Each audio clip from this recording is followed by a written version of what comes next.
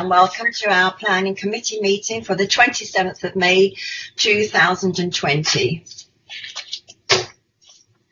I would like to welcome members of the Planning Committee, officers and members of the public in attendance at today's meeting. Welcome to members of the public and press who may be watching the meeting live on YouTube. I am Councillor Christine Ward, Chairman of the Planning Committee. I would remind all participants that this meeting is being broadcast live and will be available for repeated viewing. As this technology and way of working is new to us all, I would ask participants to be patient with the technology and with one another, being mindful of those in attendance will have their own unique circumstances due to the national emergency. Please would all participants note the following procedures for the meeting that I intend to follow as your chairman. Please could all attendees mute their microphones when not speaking. This will reduce the feedback and background noise. Similarly, please remember to unmute when I invite you to speak. Please switch off any other device, such as a mobile phone, or set it to a silent setting for the duration of this meeting. Please only speak when invited to do so by me as chairman, introducing yourselves to the meeting. Those in attendance to indicate that you would like to speak, please send the message RTS, i.e. request to speak. This can be used in the Skype conversion facility. Please only use this facility to indicate that you would like to speak, and note that all attendees can view messages sent via this facility. Please could all attendees refer to the relevant report number and page number when speaking, so there is a clear understanding of what is being discussed at all times. When members need to vote on a planning application, I will call each member to vote in turn. Please express your vote verbally with for or against or abstain. A recorded vote will not be reflected in the minutes of the meeting unless this is requested in accordance with normal procedures. In accordance with the new government regulations regarding virtual meetings and remote participation, all participants must be able to hear and be heard by all in attendance. When voting, I ask that all members of the Planning Committee do so in the acknowledgement that they have heard the full debate and can therefore vote in accordance with the regulations. In the event of any technical problem, there will be a short adjournment to establish if the fault can be addressed. Please bear with us in these circumstances. If an individual loses connection and the meeting can practically continue with a quorum, it will do so. For the benefit of all participants and those viewing the meeting, I will now call the name of each member of the Planning Committee and ask them to identify themselves as being in attendance at this meeting. And as I previously mentioned, I am Councillor Christine Ward, Chairman of the Planning Committee. Councillor Anne Bellows. Here, Chairman. Councillor Sue Bennison. Here, Chairman. Councillor Hilary Brand. Present. Councillor Rebecca Clark. Present, Chairman. Councillor Anne Corbridge. Present, Chairman. Councillor Kate Crazell.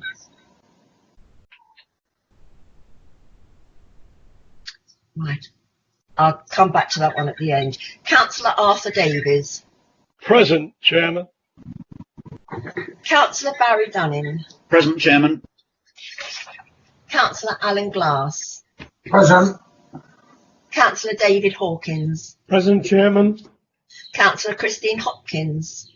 Present, Chairman. Councillor Maureen Holding.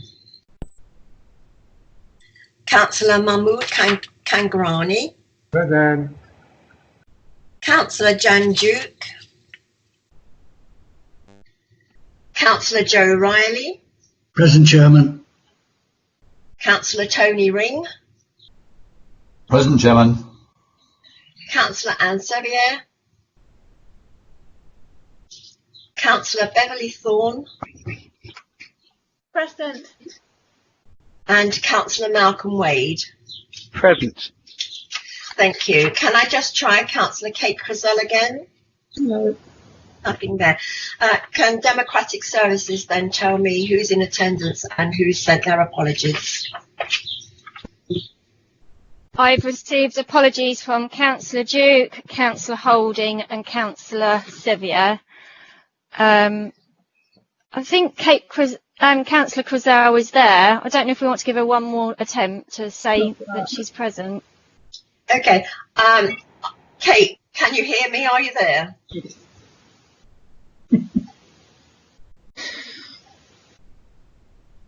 I can see her. Can you hear me now? I can hear you.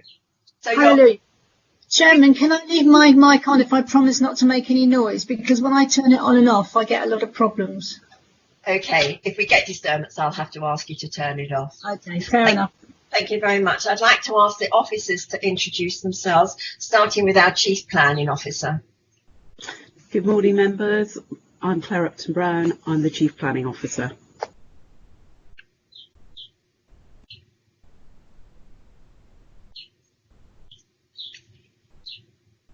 Karen Wardle, Democratic Services, the clerk for the meeting today. Thank you. Matt Wisdom, Democratic Services. Thank you. Andy Rogers, Democratic Services. Thank you. Vivian Baxter, Senior Development Management Officer.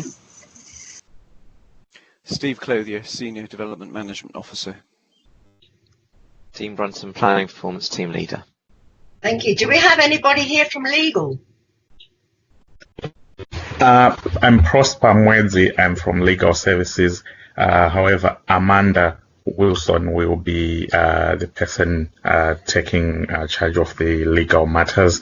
However, she is having connectivity issues, but she will be able to come back on as soon as that is fixed. Thank you. Perhaps Democratic can advise me on how that progresses. Thank you.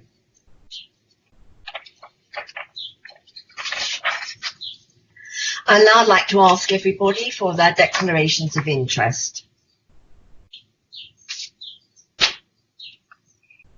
Well, I'll start on this one then. I'd like to declare on the New Milton Caird Avenue site. I'm a town councillor at New Milton, but I'm not on the planning committee. I'd like to declare the fact that I'm on the planning committee of New Milton Town Council, as well as one of the councillors, but we have not this particular application. We sent it straight up to district because we didn't have enough information to make a proper judgment. So I feel free that I can debate this and vote. Thank you, Councillor Hawkins. And do we have anybody declaring interest in Milford? I believe not. Okay, so then we'll go on to application, our first application, which is on page 7 of the agenda. And this is land at Solent Industrial Estate, Caird Avenue, New Milton. Application number 19/11244. If I haven't already said, it's on page 7 of your agenda. So I've just declared an interest on this one, and Councillor David Hawkins, you're the other person declaring interest on this one. Okay? Correct. Thank you. In that case, I'd like to go to the case officer, Vivian Baxter, to give your presentation. Thank you. Thank you, Chairman. Hopefully you can all see my screen that I've just shared. Yeah, we can see that. Thank you, good. Okay, right. To start with, I've just got a couple of updates to remind members about. Mainly they were published yesterday anyway, but we've had a comment received from Councillor Reid, who is the Hordle member, who has written in support of the proposal. We've also received letters of support. Now the update from yesterday did specify 3 letters of support have been received. That is now 4 letters of support. the points mentioned are no different to those written on the update sheet. We've had a further response on behalf of Morrison's, who are in agreement with our recommendation, but they are also suggesting a further reason for refusal. So moving to the site.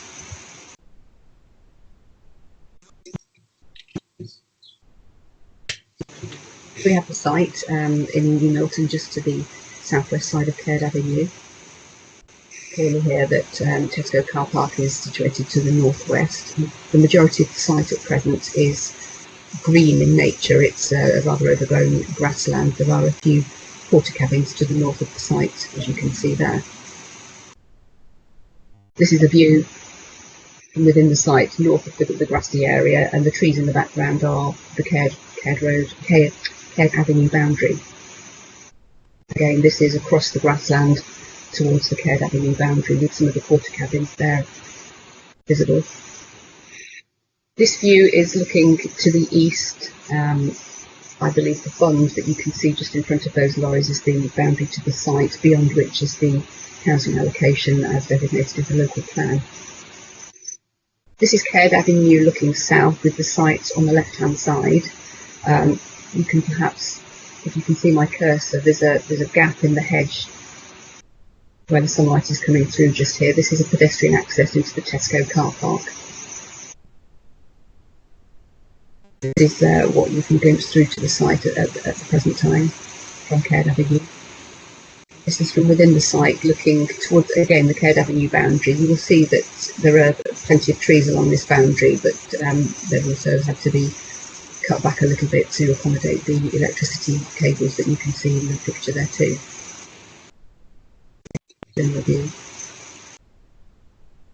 This is outside of the site to the north, where there are the sand and ballast works are continuing. This part of the overall sand and ballast works won't be affected by the proposal. And here we can see the site plan as existing, with the area highlighted here to the north as being the hard surfaced area with the structures on it. The rest of the site here is just reclaimed land following cessation of the minimal workings. And here we have the existing cross sections through the site, showing limited buildings and the tree lines. And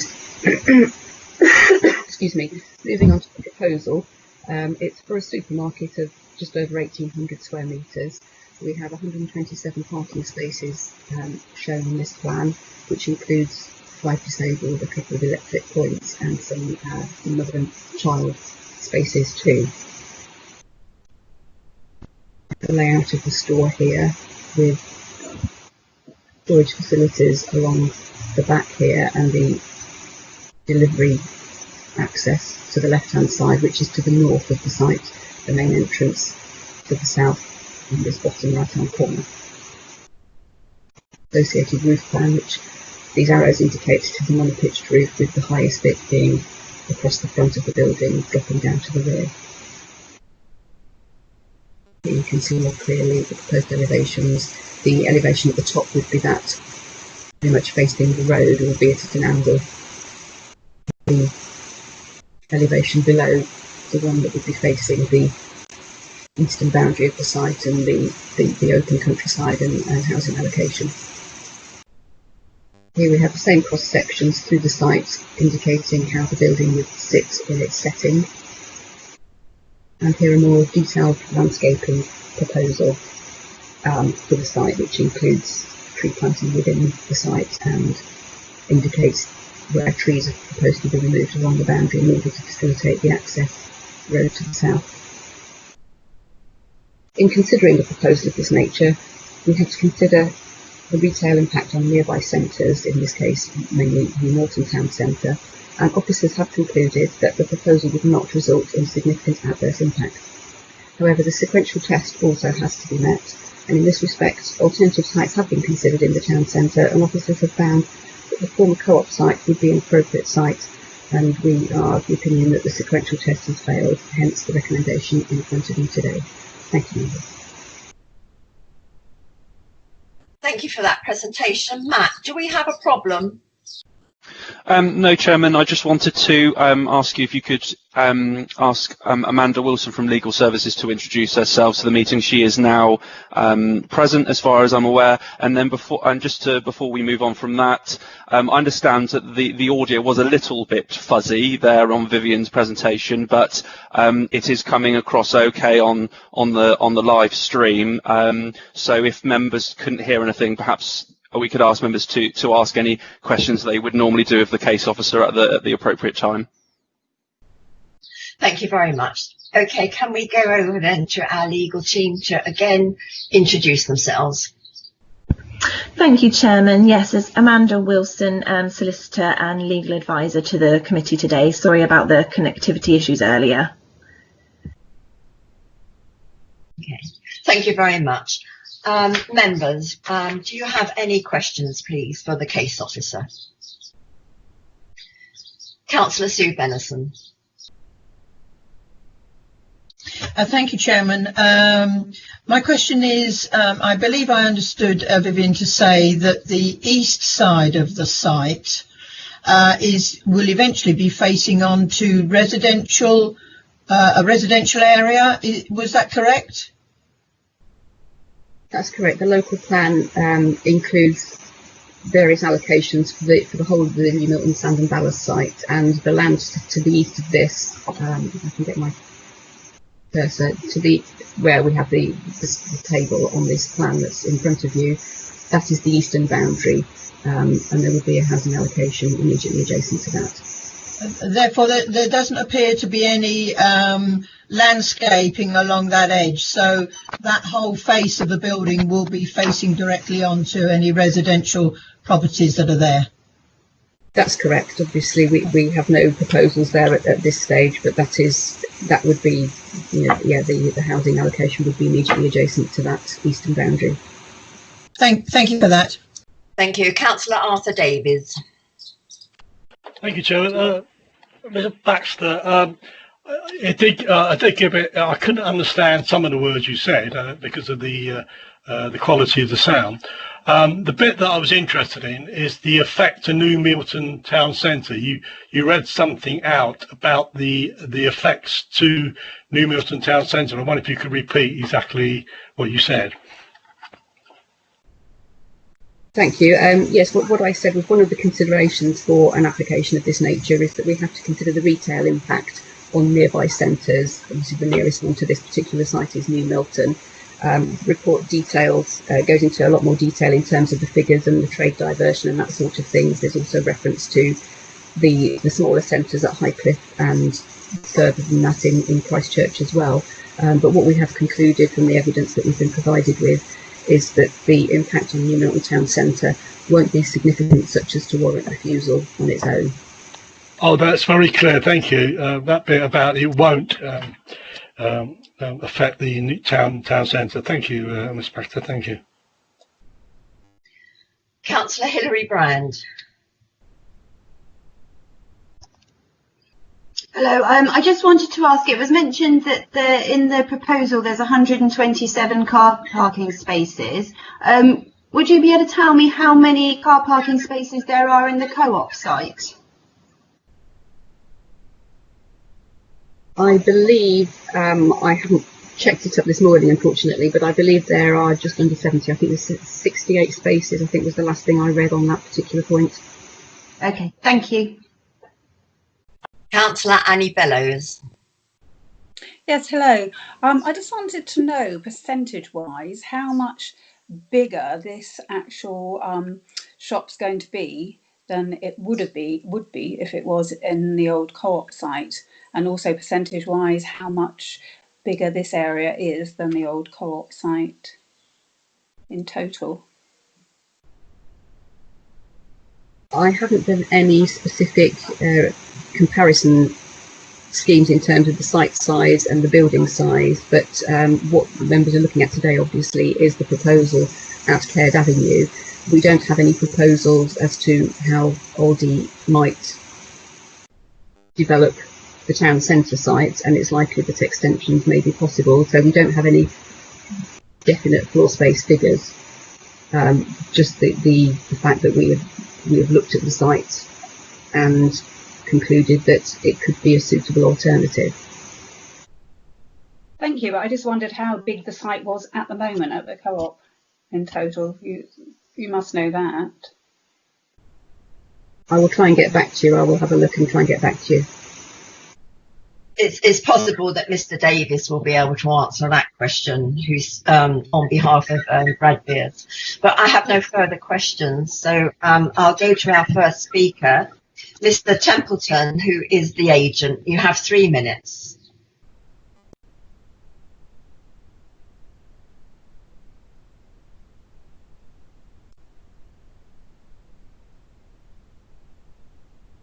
Do we have Mr. Templeton?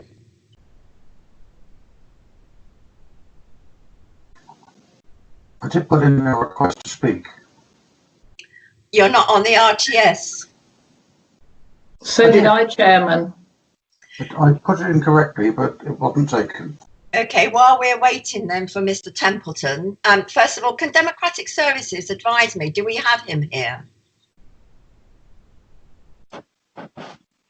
It looks like he's on the attendance list and that his microphone is on.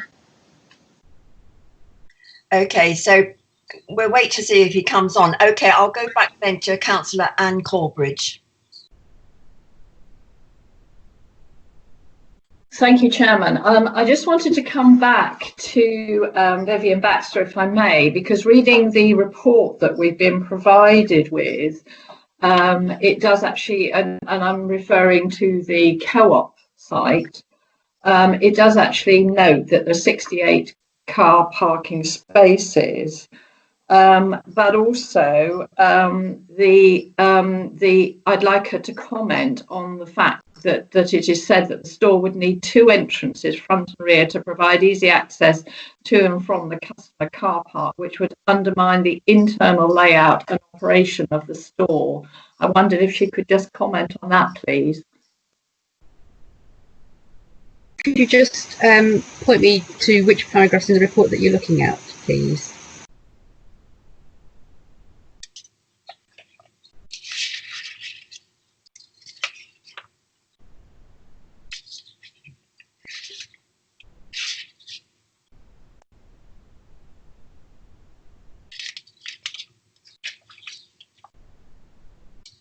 Thank you. I've just been pointed out, we're looking at page 16 of the report, I gather. I'm sorry, I hadn't got my microphone turned. It's actually the top of page 17 and it's the last bullet point there.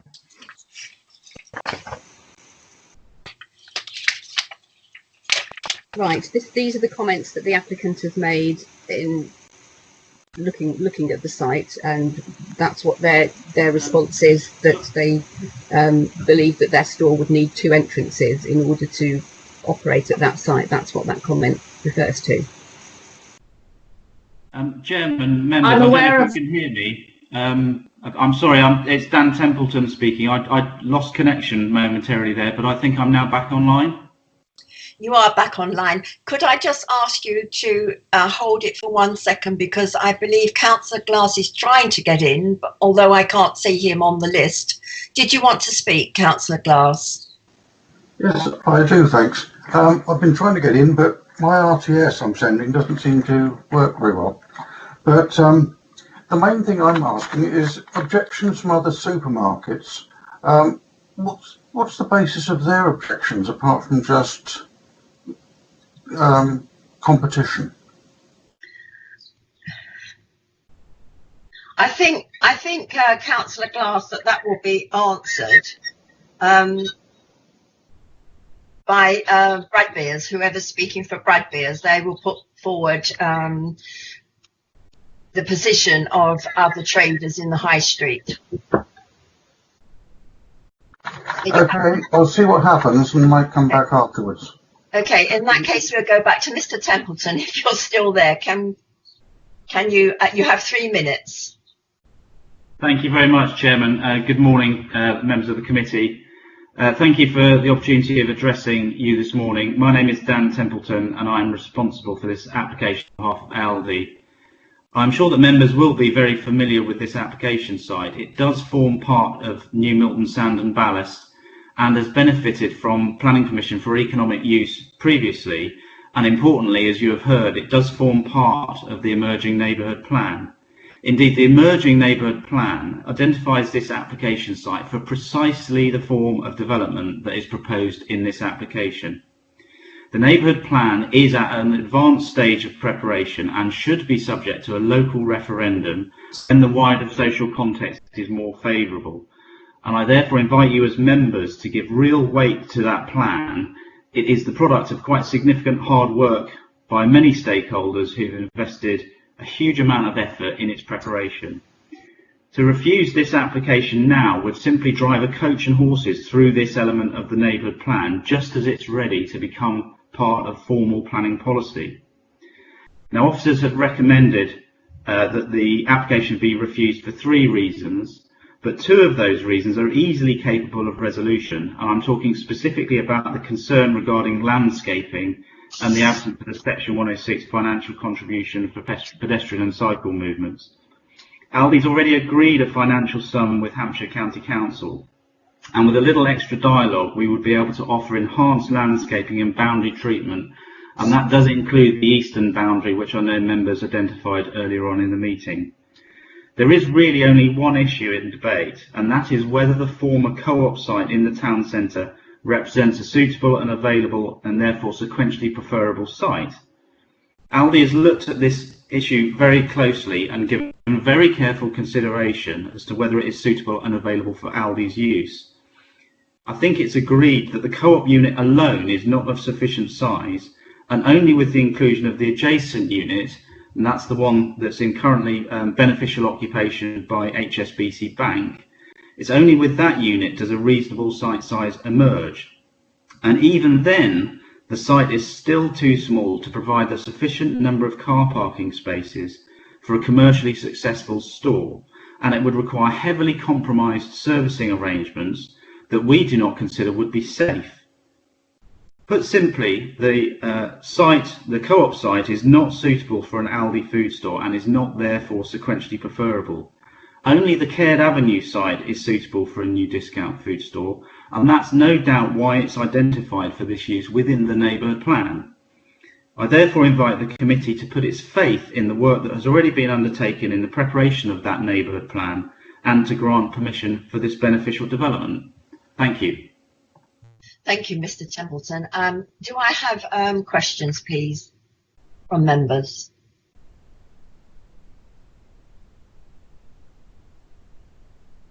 Chairman, I put a request to speak.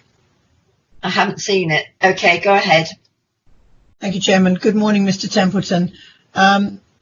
I have already raised this question earlier, but you've said in your piece to us that you are prepared to put more landscaping in. Looking at the plan, you have landscaping to the west and to the south of the site, but nothing on the north and the east boundary. And I'm particularly concerned with the east boundary because that, I understand, is where the proposed residential development will happen in the future, and there doesn't appear to be much distance from the building to your boundary. Could you comment on that, please? Yes, thank you, Councillor. You're quite right. That boundary is probably the most constrained side of the site. But what I'm suggesting is that with a little bit more dialogue, we could certainly look at improving that. It might involve relocating the building very slightly further to the west, which obviously we'd have to give very careful consideration to. But we have also been looking at options as to how we treat the eastern elevation of the building, and I don't know whether Vivian would be kind enough to put the elevation drawings up, but we can look at the material that we use on that eastern elevation to introduce new materials to help soften that, so that when it is viewed from the east, it's much less of a stark appearance, which hopefully will help to mitigate any concerns about the appearance of the building from the east. So, Mr. Templeton, that the east view is the second one down on the chart we're looking at now. That's correct, yes. So that would be all glazing, would it? No, at the moment that's all a rendered finish to the building, but we've already started looking at options to introduce different materials and potentially softer materials to help create a more aesthetically pleasing elevation when viewed from the east. Yeah. And when you say you maybe might think of, in order to accommodate some landscaping, you might think about moving the building, how far would you move it, and would that impact on your car parking spaces?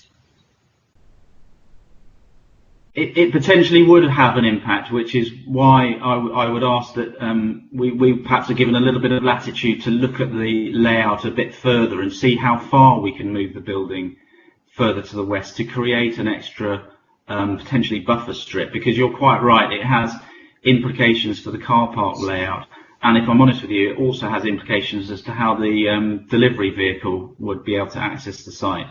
So we'd have to look at that a bit carefully, but I'm confident there must be a solution to it. Okay, thank you, Mr. Templeton. Councillor Arthur Davies. Good morning, Mr. Templeton. Just a couple of questions for you. We have to judge, balance whether this is against the NPPF framework, that it does not meet the sequential test. You have said that that the reasons why you wouldn't go to the co-op site. Can you elaborate exactly? I know I don't want to sort of pin you down too much, but is it definitely not feasible for your company to build your store at the co-op site? And the other question was, if you got it agreed, I think you said this, but I'm just going to clarify. If you got granted this permission, would you be prepared to contribute towards the provision of a cycling and walking link to reduce the adverse impact of traffic? Thank you. Thank you, Councillor Davies. I can answer that. If I answer the second question first, if you don't mind, and then I'll come on to the query about the co-op site. We have already agreed a financial contribution with Hampshire County Council to improve pedestrian and cycle safety. Now that was specifically to do with the arrangements at the Caird Avenue roundabout, but it doesn't have to be used for that, and we could have discussions with both the District Council and the County Council about other improvements. I would ask you to please do note that there is a pedestrian link proposed across Caird Avenue between the proposed Aldi site and the Tesco's car park to help make sure that there is a safe crossing point for anybody who's accessing the site from the north and west.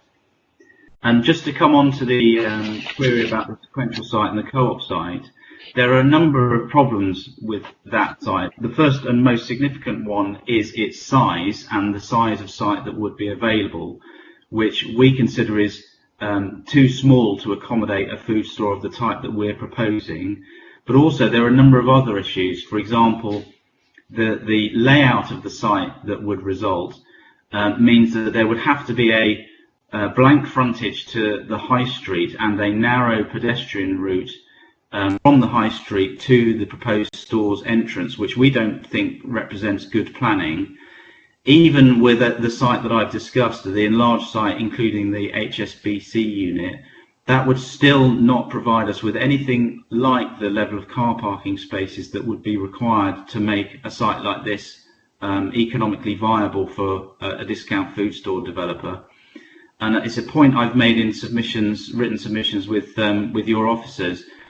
The level of car parking provided is crucial to the successful operation of a discount food store, and is actually something that the other discount food store, the Lidl in New Milton, has very recently secured planning permission to extend its car park for precisely these reasons.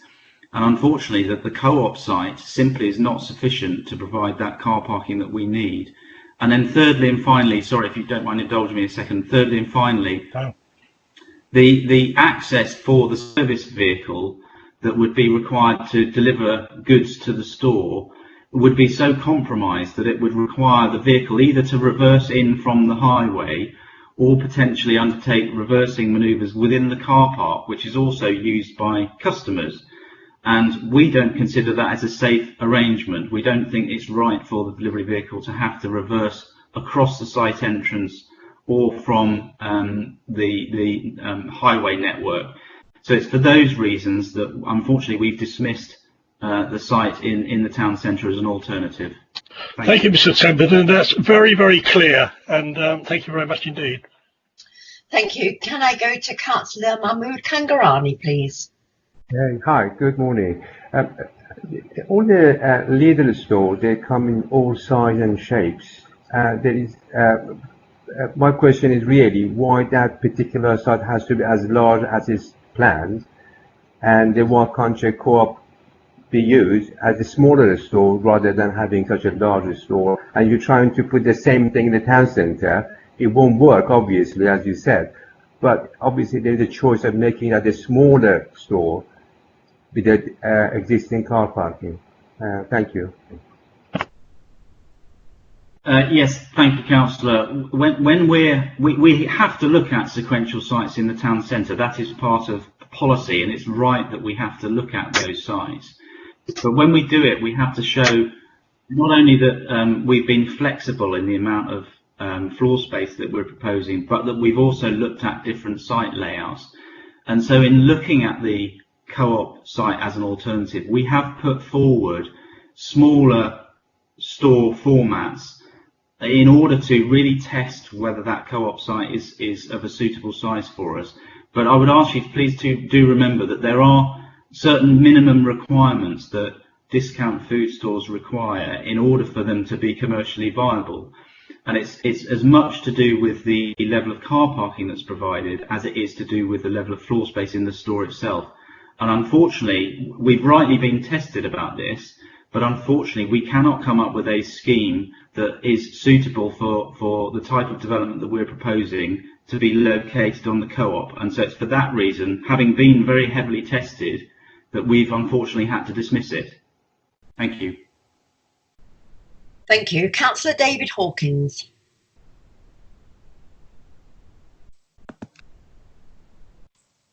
Yes, good morning, Mr. Templeman.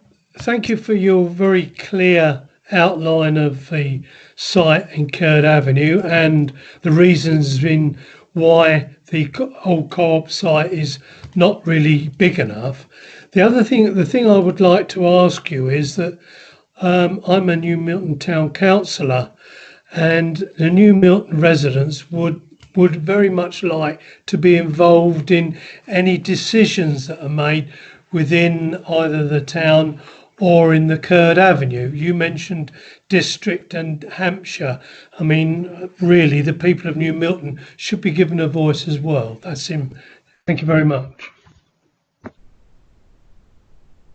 Thank you, Councillor. I completely agree with you, and I would just simply make the point that residents have obviously been part of that decision making through the identification of the neighbourhood plan, which I mentioned earlier on does include the Caird Avenue site as a proposed site for a food store of the type that we're proposing. So I would suggest that residents have had an opportunity and will continue to have an opportunity as the neighbourhood plan moves through its referendum process before it's adopted. Thank you very much. There's no more questions here, so I'd like to go to Mr. Davies on behalf of the directors of Smith Bradbeer. You have 3 minutes. Hello, can you hear me? You can. Very good. Would you like me to just start off with my presentation, or do you want me to come back to Mr. Templeton's points first? What would you rather? Well, if you start with your presentation, and then the members will ask you questions. Okay, thank you very much. Raise some of the issues. Good morning, Chair and members of the committee, and thank you for the opportunity to speak today. My name is Greg Davis, and I'm a director at Bradbeer's department store in New Milton. We operate a Bradbeer's store in the town centre, and we're also the landowner of the former co-op store, car park and adjacent units in the town centre. These are all known as Station Road, Spencer Road site. In summary, I wish to endorse the findings of your officers in recommending the application be refused. It is recommended for refusal for 3 reasons, one of which is that it fails the sequential test. This is because there is an available and suitable sequentially preferable site for a store within the town centre. Members will be aware that the sequential test directs new retail development to town centres in the first instance in order to support their role at the heart of local communities. We have seen the applicant's various responses to our objections, which do nothing other than reinforce the fact that the former Co-op store and adjacent land remains both available and suitable for a store of the size proposed, whilst taking into account the requirement for flexibility in format and scale. In terms of availability, the NPPF does not require sites to be available now, but within a reasonable period of time, which is to allow sequentially preferable opportunities to be realised. We have demonstrated, as documented by officers, that land within our ownership is available. In terms of suitability, the NPPF seeks to ensure that flexibility is applied in the assessment of alternative sites. Contrary to the applicant's assertions, the former Co-op car park contains sufficient car parking and can accommodate servicing needs. It should also be recognised that due to its town centre location, customers will also be visiting other shops and services, and therefore not all will need the park at the store itself. The applicant wishes to rigidly stick to its business model, but that is not what the sequential test requires. Applying appropriate flexibility, which the applicant has not, the site clearly remains suitable to accommodate the proposed discount store. A store in policy preferred town centre location would provide genuine benefits for the wider centre through improving local choice, widening the retail offer and resulting in linked trips with existing businesses, as well as increasing town centre footfall. These benefits would not be realised at the application site. The approval of this application could prevent the delivery of enhanced retail provision and investment in the town centre. It is clearly not the intention of national or local policy that out-of-centre proposals should prevent schemes in sequentially preferable locations coming forward. The town centre is struggling now more than ever. It is imperative that we support town centres and allow them to thrive, rather than competing out-of-centre schemes that fail the national and local policy tests. In summary, that there is an available and suitable town centre site, and a recommendation to refuse the application on sequential grounds is entirely correct and consistent with NPPF. We therefore respectfully request that members refuse the application before you in line with your officer's recommendations. Thank you. Thank you, Mr. Davis. Thank you. It's questions to Mr. Davis, and I believe I still haven't got him on the screen, but I think it may be appropriate now for Alan Glass for you to ask your question. Councillor Glass. Thank you. I should be on the screen, but never mind. On the last speaker's comment that it's failed the sequential test, the site we're talking about putting it into was part of the Co-op, which is a flourishing business, or a business that's making good progress. But that one's already stopped trading. And I think the size of it must be relevant, because you need a certain mass to get a shop going. Therefore, have we got any bias from the local shopkeepers or personal interest from the local shopkeepers in pushing this appropriate plan when the site is, to my looking as a ex-businessman, is too small? It's not financially profitable. Thank you. Yes, thank you for your question. To answer it, I'll just come back to some of Mr. Templeman's points. As he said in his presentation that LD have heavily tested the site and engaged with us, which is not true, because the size of the store is actually larger than their proposal. At the moment, we have 20,000 square feet building, and the LD proposal out of town is 19,000, so 1,000 square foot smaller. Okay, that's the first thing. LD's application is on ground floor, the whole lot, whereas our building is 15,000 ground floor and 5,000 back of house space. But there was a goods lift. So it actually works, and the Co-op have been using that site for 30 years. The second thing is the car parking. Well, somebody said there was 68 spaces, but that is not true. There are currently 104 lined spaces in that car park, and there always have been. So 104 spaces compared to 130, that's not that many different, actually, to be honest. And there's 70 further spaces on the other side of the store, which are NFDC. So if the car park gets filled, no doubt people will start to use that car park too. So we have a larger floor space, albeit slightly different on 2 levels, but most of it's on the ground floor, and we have almost the amount of car parking spaces. So I hope that answers a few points there. Thank you. Councillor Hilary Brand. Hi. My question was along the same line as Councillor Alan Glass's. Does anybody know the reason why the Co-op left that premises? Because I'm assuming they left because they weren't making any money. I can't answer for why a business shuts down a business. We have a business opposite, and we have noticed a drop in footfall since that business left. And for the vitality and improvement of the town centre, it's desperate that traders in the town, bottom half of the town, have a thriving business there. And we have an opportunity. That site's been empty now, that we've owned now for several years, and we've been waiting for a possible new tenant to underpin a new investment in the town centre. And this is our opportunity for New Milton Town Centre, and we don't want to lose this opportunity. If Aldi are turned down, at the moment they say they rotate the town centre, but they're going to say that because they've got an application in for the outer centre, and most retailers prefer to be outer centre, but Aldi take town centre stores. They take them all over the country. I'm looking at one now in Romsey, across from where my office is. So we know that Aldi take town centre units, and it will be beneficial to the town centre. But also, Mr. Templeton said about we don't want to compromise on delivery vehicles coming in and servicing the store, and we have to reverse over the car park. Well, again, Co-op were delivering in that car park for 30 years without any incidents and managed it, so there is a way to do it. So we don't accept that. He says car parking is crucial to the success of the business, but again, we've got 104 plus more on the town centre, so he can't argue that point neither. He said about the pedestrian side, so we could remove and move HSBC Bank further down the street into one of the units, and we could remove that building, and we could have a big wide boulevard going through into the back car park, so there wouldn't be no pedestrian link, no narrow pedestrian link, but a much wider one, and Aldi could actually have their own preference in their entrances and exits, which is normally one, but it could be on the side.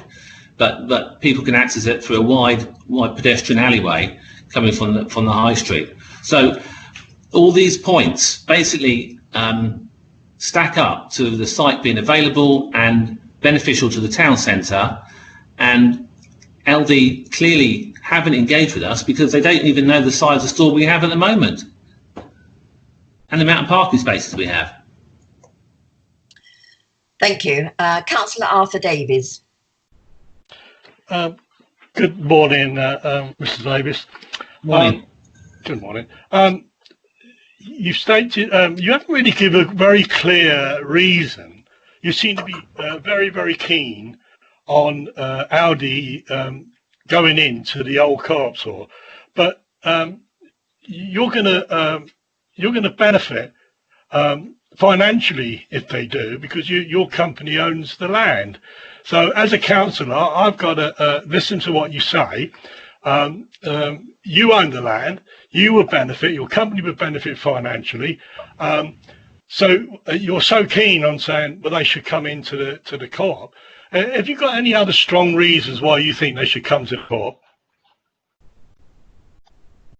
Well, what stronger reason do you want than having a successful town centre? I know Bradby's is a long-standing business, been in the town centre for a long time. Please don't take us for granted. It's not many department stores are closing down all over the country. We need extra footfall in the town centre for the survival of our business. Yes, of course, we are private investors. We will benefit financially, but we've taken considerable risk in acquiring all that land, and obviously we need to get a return on our land. But it's beneficial for the town centre. We're talking here about the benefits of New Milton Town Centre as a shopping destination. We clearly have an opportunity here for a business to come into the town centre, and for the economic viability of the town centre, this surely has to be something that is seriously considered, rather than have an empty unit for several more years. We could also do a mixed-use development if Aldi didn't mind apartments above. We would have the opportunity to knock the whole thing down, and that would underpin finance to redevelop the whole site. But at the moment, we're not talking about that because sequentially the site works for Aldi, and obviously they would rather go out of town if they have a chance. So, in your view, then, Mr. Davis, you're thinking of the viability of New Milton Town New Milton Town Centre. But the summary was that it wouldn't damage the New Milton Town Centre. So I've got to make a decision, and thank you for being very clear in your answers. Thank you. Councillor Mahmood Kangarani. Good morning, Mr. Davis. Obviously, any development, somebody will got benefit, maybe the landlord or whoever. But I think the Aldi is making the question that the internal structure of the building would not allow a good layout for them. Would you think, as you're familiar with the building, can they make a structural change inside the building to make the layout that the applicant is looking for? Thank you. Yes, I mean it is a rectangular building already. I mean it's not a building with nooks and crannies. It's actually, you know, quite well built for a supermarket. It only has one set of pillars down the middle, and so it's actually pretty good. And we can make it bigger for them. As I said, we own all the adjacent properties. We've always said to Aldi that, you know, we can do whatever they like. Even, as I said, knock it down. We can, you know, we are totally flexible, but Aldi haven't really engaged with us because the town council, I think, to be fair, encouraged them to go to the other site out of town. And so why would you if you were Aldi? All I know is sequentially we are on the right side of the planning regulations here, and we know sequentially we can make it work, and we know that we are right to do this. Thank you very much, Mr. Davis. I don't have any further questions on the screen, so we'll go into debate. Councillor David Hawkins.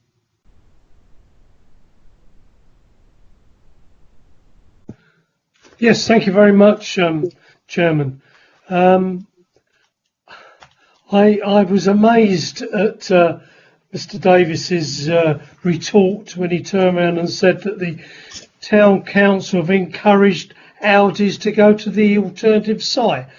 I'd like to see where he gets his information from, but I'm on that planning committee, and no way was that ever discussed. So I think you need to retract that, because that's not a good argument. Going back to the reason why I personally listen to the residents, and the Residents Association have given me some figures on, they had a trial to see how many people would like and not like, and it's very much similar to the vote for Brexit. More people have said yes, they would like to go to Curd Avenue, but the gap wasn't massive. So I'm representing the people of New Milton as a town councillor, and so therefore I must go on their opinion and what they would like if it's possible. And from my time of seeing the co-op working in there, deliveries were hell, parking was hell. Now, when it first started 30 years ago, there weren't so many cars around. I mean, I've only been down here 16 years, and when I first moved there, it was all horse and carts. So it's really developed to a very busy town. And if you put a store, like pinch a store into there, in today with not enough car parking and not enough lorry delivery spaces, you're going to have absolute gridlock. So as far as I'm concerned, that fails the sequential test. The best place, sited place, is to be newly built with all the things that we want as a district councillor, as far as shielding, trees and biodiversity and everything like that. It'll be much better for the town to put it in the Curd Avenue. Thank you. Can I come back to you on that? No, we're in debate now. Okay. Sorry, you will get a chance to speak at the end. Okay. Councillor Sue Bennison. Thank you, Chairman. This has been very interesting, listening both to Mr. Templeton and to Mr. Davis. Let me take Mr. Templeton first of all, the applicant. I think what has come out of his presentation to us is that perhaps this plan that's before us isn't quite a finished plan. In other words, it could be improved. My concerns with this plan that's before us is, as I think probably members will understand, is the fact that there is no landscaping to the north and to the east, particularly to the east, where we now know proposed future residential development is going to take place. Now, Mr. Templeton has said that could be easily remedied by moving the building. Yes, that's true. He could put forward a different plan, moving the building so that landscaping could be accommodated. But that would mean possibly a few less car parking spaces. We're talking about 127 at the moment, so that could reduce. He also mentioned that the HGV access to the store at present is a little bit awkward with the building as close to the boundary as it is. So it seems to me that perhaps this plan it isn't quite a finished plan that's before us. But then I'd like to turn to Mr. Davis and the Spencer Road site. We've learned today that this site is a double-storey site. Not sure quite whether that fits Aldi's programme, but that there is 20,000, I think he said square feet, or it might have been square metres, I can't remember, as opposed to 19,000 on the proposal that's before us. Mr. Davis tells us there's 104 parking spaces at the Spencer Road site, with a further 70 at the District Council car park opposite. So there would appear to be more car parking spaces at the Spencer Road site than at the site that's before us today. I think I would like to see perhaps some communication between Aldi's and Bradbeers to just look at this Spencer Road site again and see if it could work. Which I do think would be for the benefit of the town centre. We've heard about footfall, that's been reduced. We've heard numerous times before in numerous other town centres that our retail spaces are under threat, that we have more closed retail outlets than we have open in some towns centres. So I think this is an important aspect that we should consider. So I think at the moment I am minded to go with the officer's recommendation based on the fact that there appears to be just as many nearly car parking spaces at Spencer Road and that the proposal before us is not really a finished proposal, in as much as the building would appear to be in a slightly wrong position if it is to accommodate any landscaping. Thank you, Chairman. Thank you. Councillor Bennison, I am going to come to our Chief Planning Officer, Claire Upton-Brown, but I'd just like to say a few words because David Hawkins has spoken as a town councillor. He is on planning. I'm a town councillor. I'm not on planning. And I don't think there is any clear opinion between those that want and don't want this site, but there is a lot of very strong feeling about the High Street. You know, we really, really do need High Street. They've stuck by us during this crisis. The smaller retailers in the High Street, the smaller food retailers and the small farm shops have been there supporting us through this crisis. And I would just like everybody to remember that. I'll now go to Claire Upton-Brown. Thank you, Chair. I thought at this point it was worth coming in just to remind the members the principles that underpin planning around the roles of town centres within the wider community. So that principle is that the town centre plays a critical role in terms of providing retail and other offers, and that planning principles are established to set out that town centres remain vibrant and viable. And it's really on the back of that that the sequential test comes forward. So if you have a vacant or a site within your retail town centre, that is where any new retail development should go in order to retain the viability and vitality of your town centre by concentrating footfall and ensuring link trips. So just at this point, I thought it was just worth reinforcing that point to members. So what you have before you is a site that could accommodate a retail offer similar to the one that you are being asked to grant planning permission for within the town centre, that would underpin those planning principles of ensuring that that town centre remains vibrant and viable. Thank you, Chair. Thank you. Councillor Tony Ring.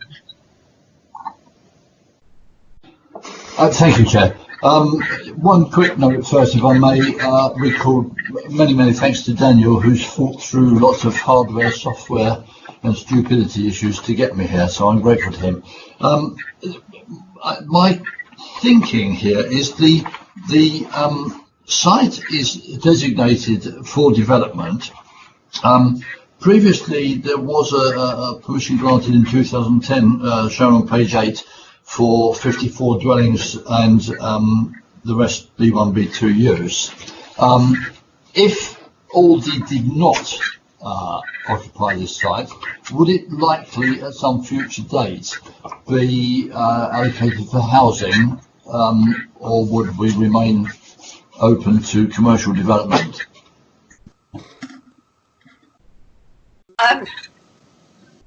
We're in debate. Are you asking a question of somebody? Did you want? Well, it's to me, having read Webber, it's a debating point. Is what will happen to this site if Aldi do not succeed? I can take you back to Claire Upton-Brown. Do you want to come in here, Claire?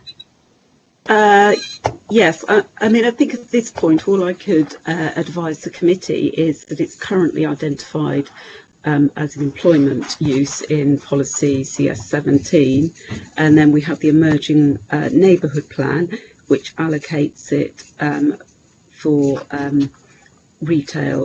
food retail scheme, subject to the sequential test being met. So those are the current allocations for this site,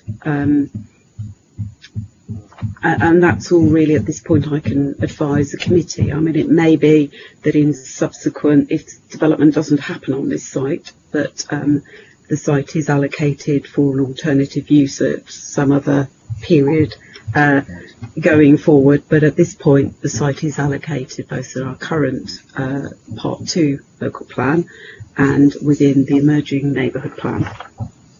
Thank you very much. Fine. Thank you. Councillor Arthur Davies. Thank you, Chair. A few observations. I mean, I think the people definitely want an Aldi site in the town. It's just where it actually goes. To me, when I first looked at the papers on this, it was, will it damage New Milton Town Centre? And the summary from Vivian Baxter was that it wouldn't.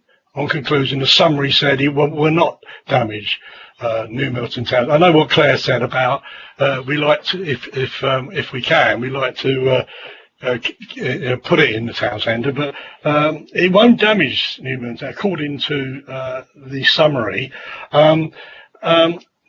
Also, if they relocate, if they took the co-op site, I thought it was good arguments from Mr. Templeton on why it's not viable for them to do so. And the arguments from Mr. Davis, it's a biased view because you're going to benefit financially. So, which makes it difficult for me to make a decision when, I mean, if I owned some land in my town centre, I would obviously want something to go there because I would benefit financially. So I'm not saying anything untoward there, but on my to make a decision, I have to take that into account. So I think we should grant this. I've listened to the. I know there's two different town councillors that oppose him. I mean, these things do throw up differences, but I think we should grant this. I would second that, Madam Chairman. That's my view at the moment. Thank you, Arthur Davis. If you look at page 14 on the agenda, it does give you some figures of how it would have an impact on other high street shops. I'll just go on to Councillor Anne Corbridge. Thank you. Thank you very much, Chairman. I would definitely back Councillor Davis' proposal there, second it. I wanted to just follow up on what Councillor Hawkins said earlier, with particular reference to car parking. I know New Milton well. I often pop down there for shopping. Car parking is difficult down there. There's no point pretending that if you can't get into the car park behind what was the co-op, you can pop into the NFDC one next door. They're always full, as is Osborne Road car park close by. It's a popular place for people to go and park, lots of coffee shops and so on. I think that is an issue, and it would remain an issue. I think I can't put this as a question at this point, but I mean, I've shopped at Aldi in Europe, in this country. They follow a particular model, and I would imagine, this is not a question, it's my imagining, that for Aldi, it's probably not a question of either one site or the other. If they don't get Caird Avenue, I would imagine that they would walk away, but I might be quite wrong. And then, sorry, just to finish up on that, and then that site would remain as a charity shop for as long as it takes. Councillor Tony Ring, did you want to come back again? I've got you twice on here. Thank you, Chairman. No, sorry, I pressed the button in error. Thank you. Councillor Barry Dunning. Yes, good morning, Chairman. I'd like to ask or talk about the desirability of having large lorries in the centre of town. It's always been my feeling that lorries shouldn't be large lorries shouldn't be in towns, and they should be discouraged. But also my concern is that if Aldi say that the site, which is for a discount food store, if they say that the site in the town centre isn't suitable, are we in danger that Aldi are going to walk away if we don't give them planning permission for the Caird Avenue site? Thank you. I've got two more people that wish to speak, Councillor Crizell, Councillor Malcolm Wade, and I'm going to then wind up the debate. But do I understand? Who's that again? I can't get in on my RTS. I've been requesting to speak for 10 minutes. I'll add you to the list then. So that's Councillor Crizell, Councillor Malcolm Wade and Councillor Alan Glass. Do I understand that a proposal has been made to grant? Is that what you wanted to do, Arthur Davis?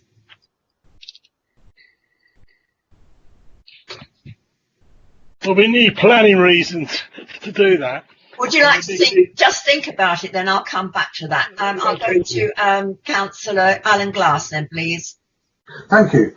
I would like to agree with the proposal on the grounds that it fits in with the local proposed plan. I think the other site is not suitable on the grounds that it has obviously been a retail shop of a similar type and has failed. And this way we're going with what the local people want, because on the recommendation, although it says refuse, New Milton Town Council say it's totally acceptable. So I think this is a very valid application and we should grant it. Thank you very much. Councillor Glass, you said that you will go with the proposal. We don't have a proposal yet. We only have the recommendation at the moment, so I'll come back to that. Councillor Malcolm Wade. Thank you, Chairman. Yeah, I've listened with great interest to the varying arguments and discussions here. But basically, the model that Aldi and places like Lidl's and Aldi's have is for high volume, low price, and it's very, very popular with the public. And they've got a business model, and they've worked out a business plan, and that store, the way it's located and the way it suits their business plan. Now, we can argue, and rightly so, that there's some cosmetic things they can do to tidy up their plan, and I think other members have mentioned that about screening and so forth, and that could be done. But you've got to balance that with the other argument that says, well, if we were to put it in the centre of town, centre of New Milton, in this other site, we're going to get more footfall into the town, and people by that nature will go to other shops. So I totally see that argument, and this is quite a challenging one. I mean, we've had examples. I can think of one in Hythe and Dibden where they decided one of the arguments for putting the Lidl's in there is because people would visit that and go to other shops. Does that work? Well, sometimes it does, sometimes it doesn't. So this is quite a difficult one, really, because there's a lot of reasons why the out of town shopping centre, and it's across the road from another one, you could support that. But by the same token, I think you made the comment, Chairman, it's about supporting our town centres, and I'm actually very sympathetic to that as well. So I need to mull over this one a bit longer, I think. Thank you. I am going to close this debate, but Councillor Sue Bennison, did you just want to come in? Yes, please, Chairman. I just wanted to just go over I would like to propose that we refuse this particular application, because I feel that the applicant has said, well, yes, we could move the building and to accommodate more landscaping, and yes, the HGV access isn't perhaps quite as good as it might be. So what I'm saying is we should not be granting an application which is not a finished article, I believe. This one that's before us does not really fit the bill in terms of landscaping. If we were to refuse this one today, it would give the opportunity for Aldi to have a discussion with Brad Bears to see if that site could accommodate them and put that question to bed. But more importantly, I think if we are thinking of granting this application today, it lacks the proper screening and it lacks that HGV access, which could, or probably would, have an effect on the number of car parking spaces that are available on this site. So what I'm saying is this building just a bit too large on this particular site? So I don't know if I've got a seconder, but I would like to propose that we refuse this application today. Thank you. Can I have a seconder, please, that we accept the recommendation? Yeah, I will second that. Who was that? Sorry. Councillor Riley. Councillor Riley.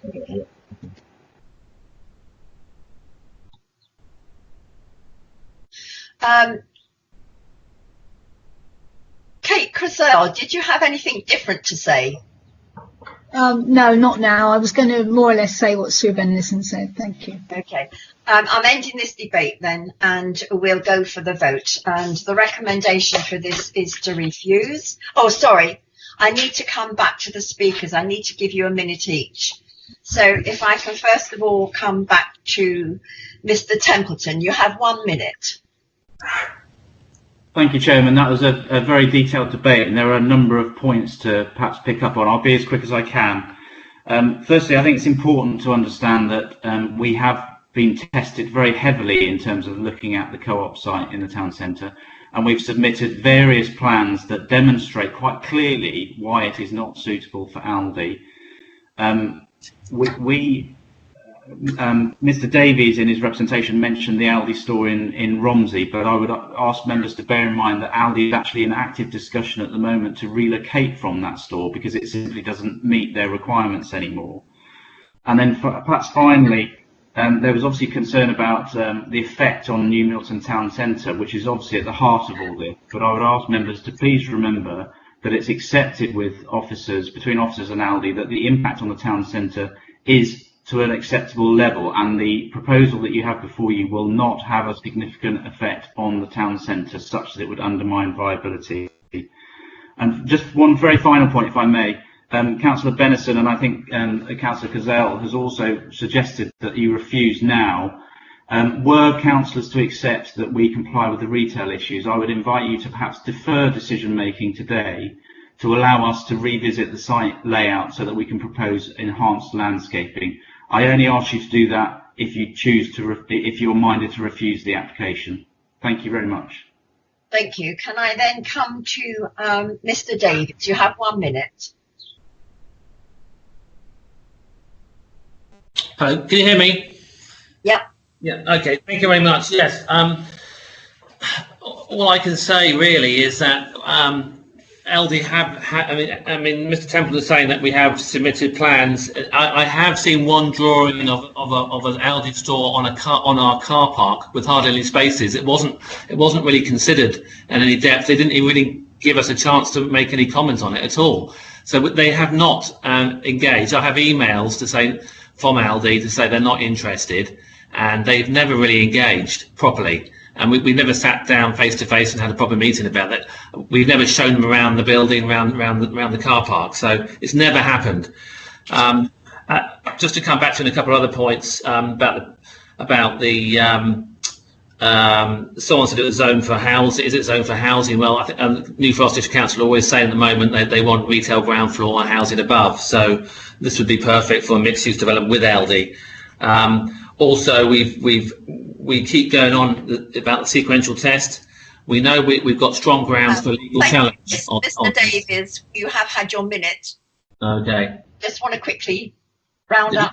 Yeah, if I just round up on the legal challenge, we do on the sequential test. We know we're on the right side of the planning law, and we know with town legal, our legal advisors have written to us and say you have the a good opportunity of winning a legal challenge on this if it goes against. Thank you very much. Thank you. That's okay. We've come to the end of that minute, so we'll go then for the vote. We have a proposal. Chairman, is it possible to clarify for the meeting that we had a proposal by Councillor Davies to grant, which was seconded by Councillor Glass. The proposal didn't happen, did it? Because Councillor Davies couldn't come up with any reasons. So it was never actually put on the table. He said he would have to think about it. Okay, we just wanted to check whether... Okay, are you happy with that?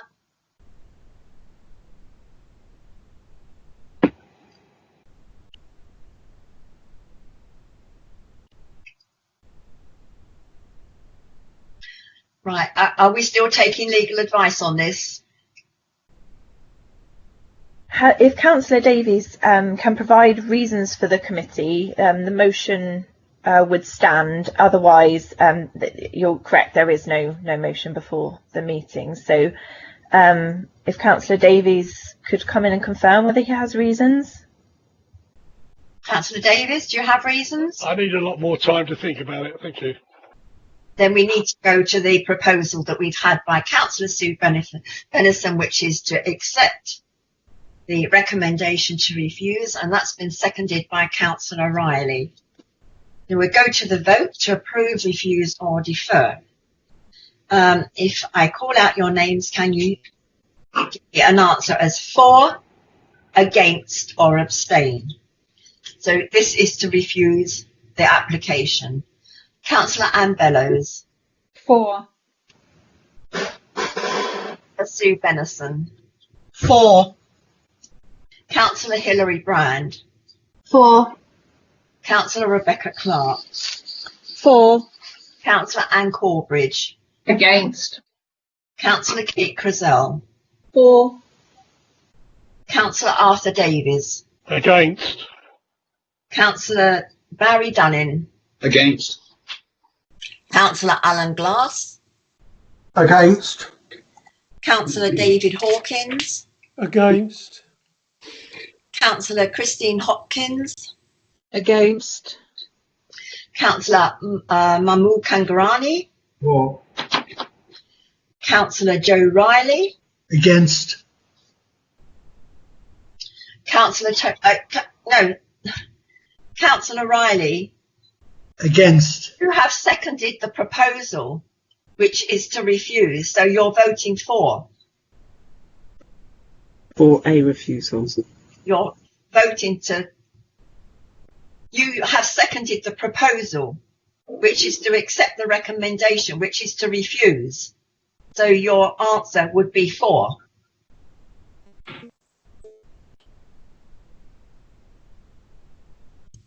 For.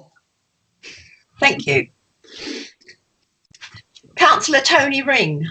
4. Councillor Beverly Thorne. Against. Councillor Malcolm Wade. Against. Right, that looks quite close. I'll go for. Can Democratic Services let me have the result of that, please? Hello? Yep. I've got 9 voting for and 8 voting against. So that means the motion is carried to refuse. Thank you. So that has been refused. Thank you, speakers, for coming. I will now adjourn for 2 minutes while we change speakers for the next application. Thank you.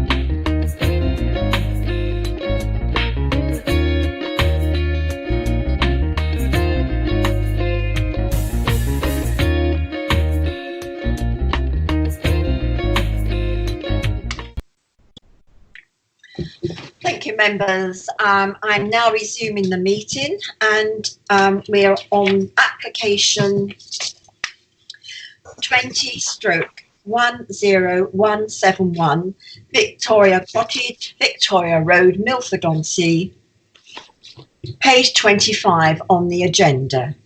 And I would just like to reiterate that each member votes in acknowledgement that they have been present for the duration of the item.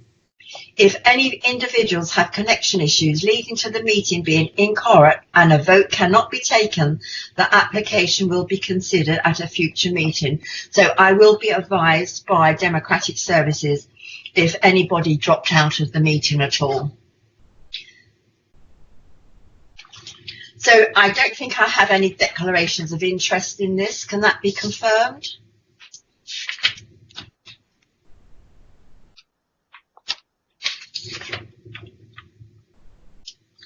No. Okay, we'll go to the case officer, Steve Clothier, if you'd like to give your presentation, please. Thank you, Chairman.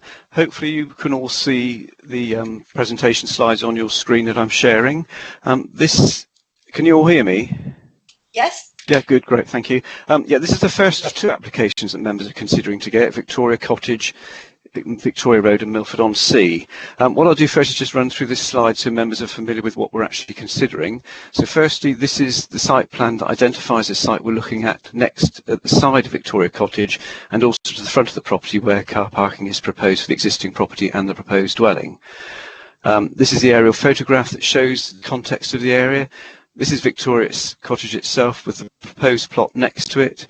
You then have large blocks of flats to the west and south of that site, and to the north, larger detached properties on the north side of Victoria Road, and then some other properties on the south side of Victoria Road, which are in similar sized plots to that of the existing Victoria Cottage. The next slide shows the proposed street scene drawing, and you can see here this is the proposed house adjacent to the existing Victoria Cottage, and that elevation actually shows Victoria Cottage as extended pursuant to a planning permission for extensions to that property that has been implemented. The shot below shows the existing dwelling, and this is where the proposed house would be located. This drawing shows the frontage landscaping and also the lighting columns that are mentioned in the report as being a change to the application that was refused by members back in February.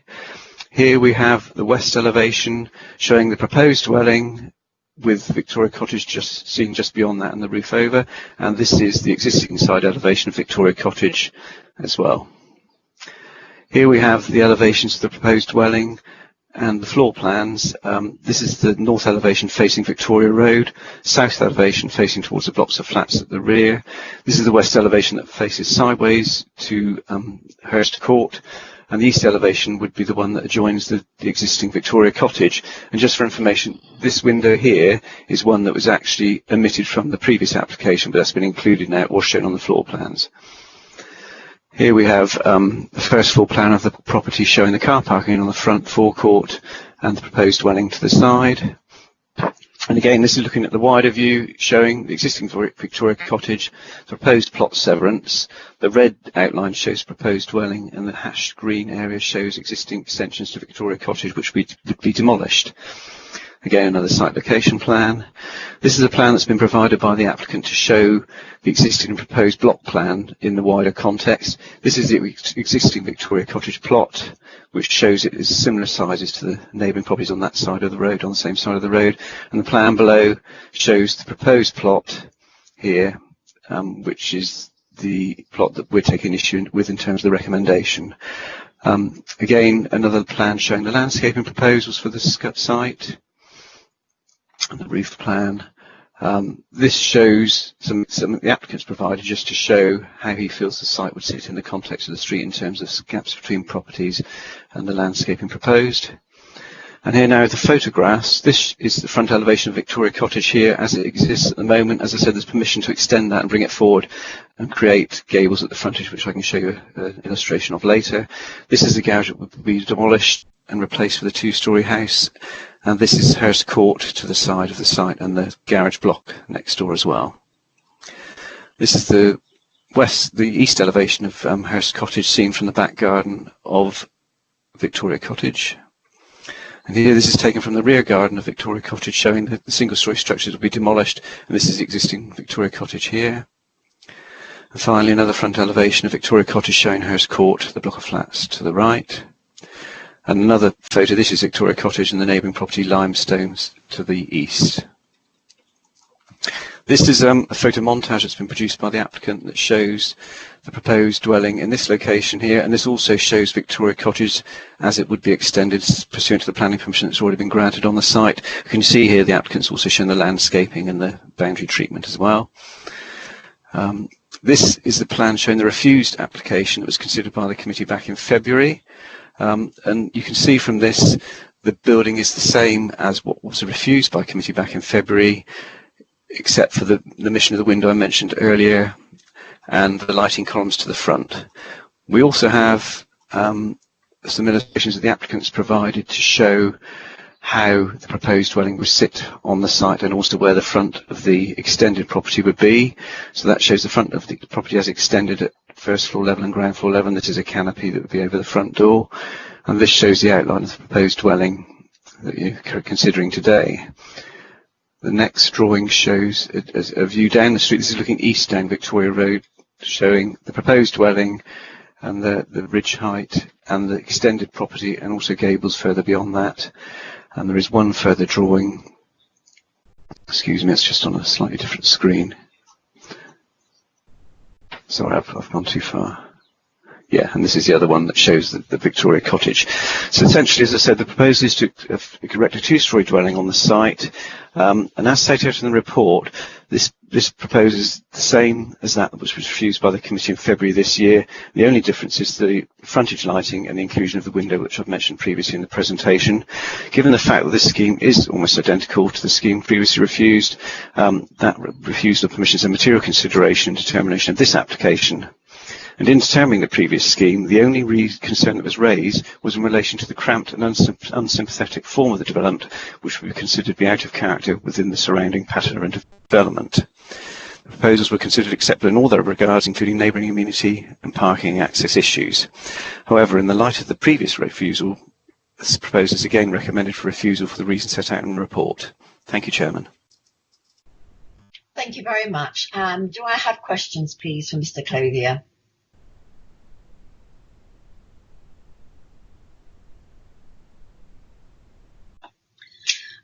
There's nothing coming up. I'll just check with Councillor Alan Glass. I'm keeping quiet. Okay, thank you. Chairman, I did put the RTS in, but I pressed the wrong button and it didn't come through. Could I possibly ask a question? Yes, please go ahead. Thank you. Good morning, Mr. Clothier. Are you able to tell me the square footage of the proposed dwelling and that of the extended existing dwelling?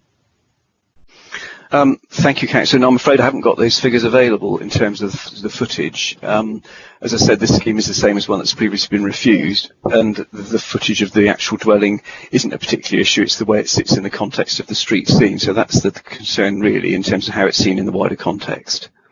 I hope that helps. Okay, I was just hoping to formulate in my mind what size of property it was going to produce, but if you haven't got those figures... Well, I could probably help. Only it's a fairly typical three-bedroom house, so it's not particularly large in that respect, and it's similar sized to the Victoria Cottage as would be extended pursuant to the planning permission that's been granted. Okay. Thank you, Mr. Clothier. Thank you, Councillor Mahmood Kangarani. Yeah, hi. Just wondering, obviously this planning application was refused last time. Did the applicant have a consultation with you or having a conversation with you before proposing this new plan? Because obviously if they haven't changed anything, as you said, then why they applied again? That's the question, really. Thank you, Chairman. No pre-application advice was sought in relation to this new application.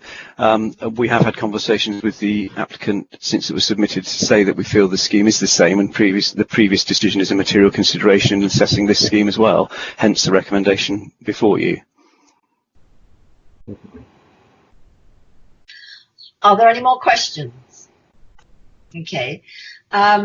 We have two statements to be read out, one from Mr. Dench, the agent, and one from Councillor Sue Whitlock from Milford-on-Sea Parish Council. So could we please have the statement first from Mr. Dench? Yes, thank you, Chairman.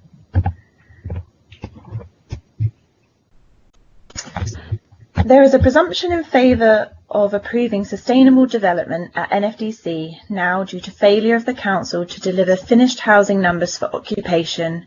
The housing delivery test was published the day after the refusal of application reference 19/11357, and these proposals are classed as sustainable development. The single reason given for refusal of the previous application seems to be based on subjective opinion rather than objectivity, cramped and unsympathetic, while also being somewhat contradictory. To enhance local distinctiveness, any proposal will of necessity be out of character. There is common ground agreement now on the refused appeal scheme and resubmission scheme that the front and rear wall plan positions of the proposed house are agreed. NFDC letter dated 17th of March 2020 confirms this. The density of the scheme at 32 dwellings per hectare is average to low density. There is 42 dwellings per hectare density at the end of Victoria Road and opposite Victoria Cottage in Longcliffe Flats. The plot size is 38.7 metres deep by 7.9 metres wide, 8.35 metres at the back. There are 0.8 metre to 1.2 metre access and maintenance paths either side of the proposed house, which are entirely normal, practical and useful. There is an 18 metres deep rear well landscaped south-facing garden, which is more than adequate amenity space. The principle of development. It is agreed that the development is sustainable. The principle of residential development on the proposed site is acceptable as the site is located within the defined settlement boundary of Milford-on-Sea. A sustainable location in accordance with the development plan, now redundant due to the housing delivery test giving a presumption in favour of granting permission for sustainable development. That the principle of a flat-roofed two-storey dwelling and the principle of development on this site is acceptable, officer's briefing confirms. Milford-on-Sea and Victoria Road have a variety of dwelling types and styles, including modern properties. There is no single or overall design character and style evident in the immediate area or wider surroundings to the appeal site. The design is site-specific to this site in urban design terms. The appeal decision at 19 Hurst Road covers exactly the same planning issues as the proposals here, in a matching context, covering exactly all the same issues of design, density, cramped amenity, character, and creating a well-designed visual stop in front of a wide, open area with a well-designed building, well-designed being acknowledged by the Council. We respectfully ask the committee approves these applications. Thank you. And now if we can have the statement from Councillor Sue Whitlock, please. Milford-on-Sea Parish Council objects to this application for several reasons. The Parish Council considers this application to be overdevelopment of the plot. The proposal is for a cramped and unsympathetic form of development. Wider plot sizes and planting characterise properties in this area, and this development would be out of kilter with that. The Parish Council is concerned that the proposed development would be obtrusive in the street scene, sitting closer to the highway than the host property, and therefore detracting from it. As a result, this development would fail to enhance local distinctiveness and would be out of character with the area. Milford-on-Sea Parish Council requests that the District Council refuses this application. Thank you. Members, I will go into debate. I've got two names up here, Councillor Crossell and Councillor Bennison. Are you ready to go into debate, or were you wanting to ask questions of the officer? No, debate, please. Okay, then we're into debate. Councillor Crossell. I was just going to suggest that having debated this quite strongly last time and not much has changed, that we don't go over all the ground again. However, I have thought that given that we've got 2 new members on the committee, I will keep quiet and listen. Thank you. Thank you. So, Chairman, could I just come in very briefly? Yeah. Okay, Councillor Benson. Chairman, yes, I'm afraid I lost broadband connectivity. As I put in the note, I was back. Perhaps I could ask legal, should I not vote on this? I mean, I was there at the previous, when we discussed this one previously. I'd like some advice, please.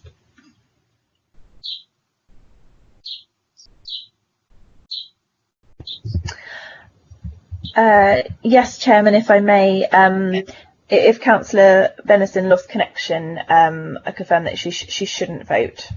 Okay, thank you for that. Can I just confirm you lost complete connection visually and audibly? Yes, the screen froze, so I missed a section. I came back in, as you can see on the conversation panel, I came back in at 11:43, where I heard the New Milton councillor speaking, but I missed the small section just before that. Okay, Councillor Arthur Davies. Thank you, Chair. Like Councillor Cassell said, we had quite a long debate over this, and very thorough debate. We made a decision at that time, I think it was in February, and I'm a bit perplexed, confused, scratching my head here, why the applicant has not got pre-app advice from the planning department and just basically represented it to this committee. I don't know, and you didn't say any statement exactly why, you know. I said jokingly, is it the best out of 3? You know, to do that without any proper explanation does confuse me a bit, and I can't see how we can overthrow the last decision without any difference in plans or them going to the planning department. And you know, I would have thought you go to the planning department if you had a problem and you speak to them and you say, look, how can I get this through? What you suggest? We've got a fantastic pre-application system where other people have used, and it's worked. And so in this instance, I can't see how we can make any other decision but to endorse the decision we made in February. Are you proposing we accept the recommendation? Yes. And can I have a seconder, please? I can second. Is that Kate? Yeah, yes, Kate. Yes, please.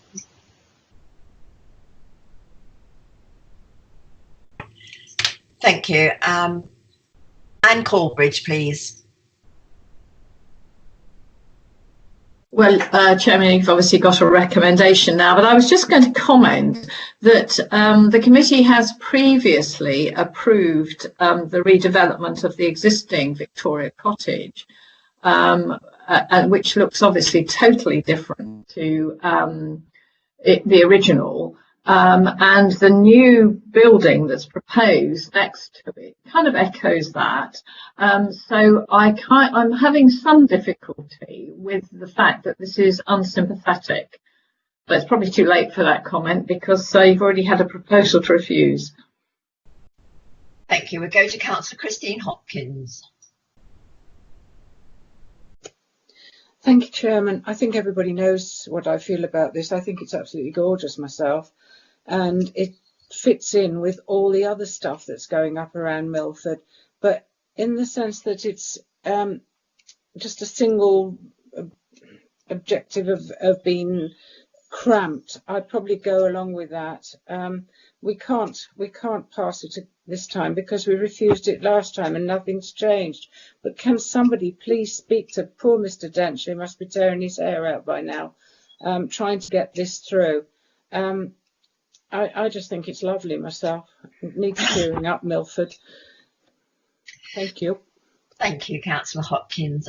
Councillor Malcolm Wade. Thank you, Chairman. Yeah, apart from those obvious comments by Councillor Hopkins, I'm sure it does look lovely. But the fact is that on very sensible grounds, we rejected it before.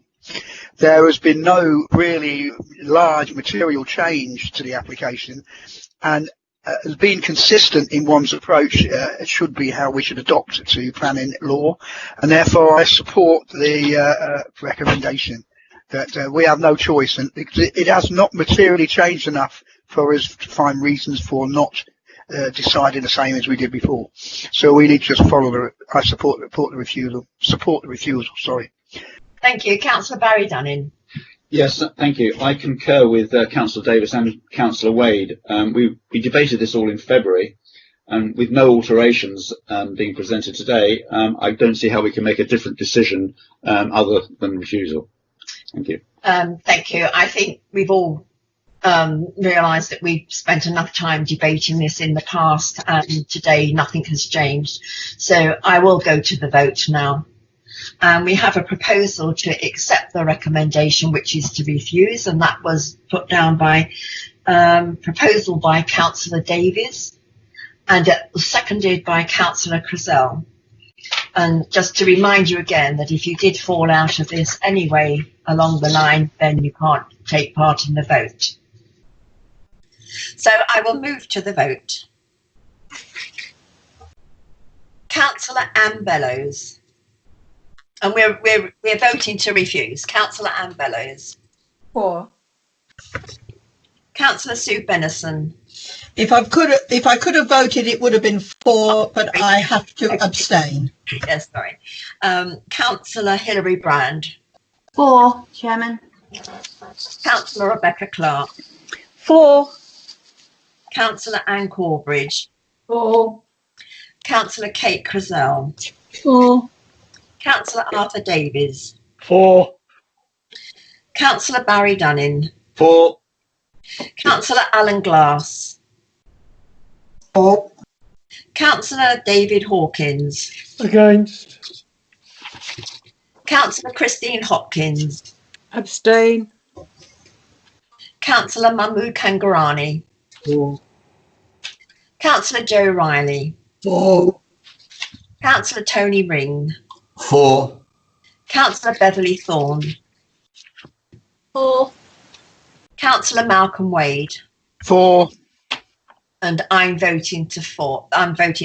So that's been refused. Can you confirm that, please, Democratic Services?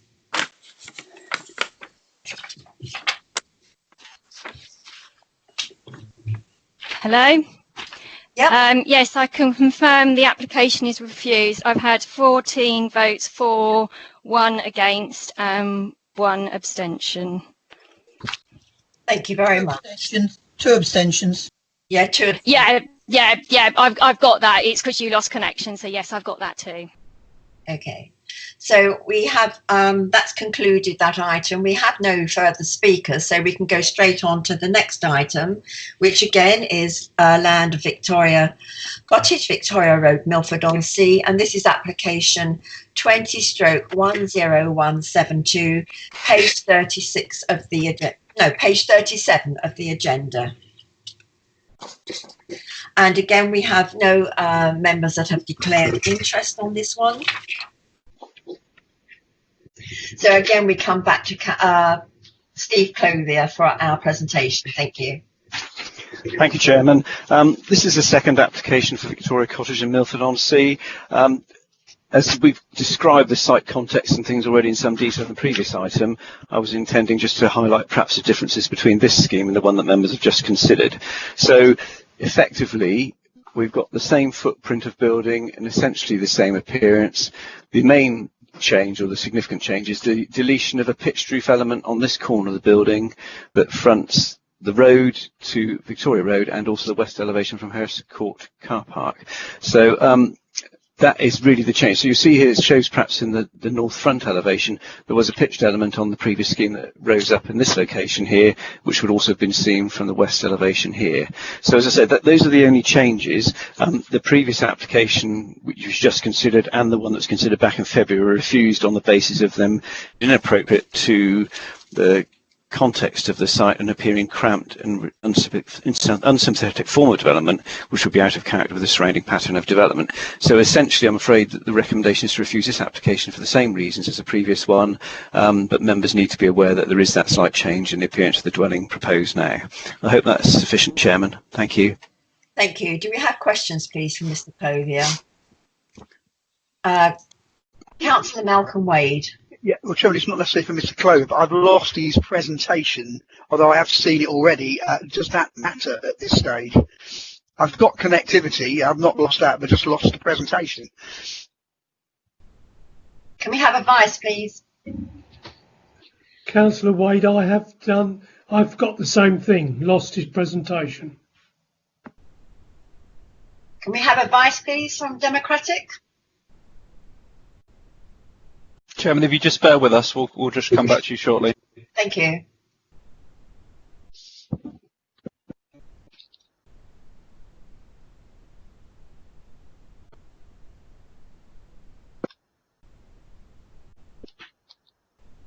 Chairman, can I ask my question meanwhile?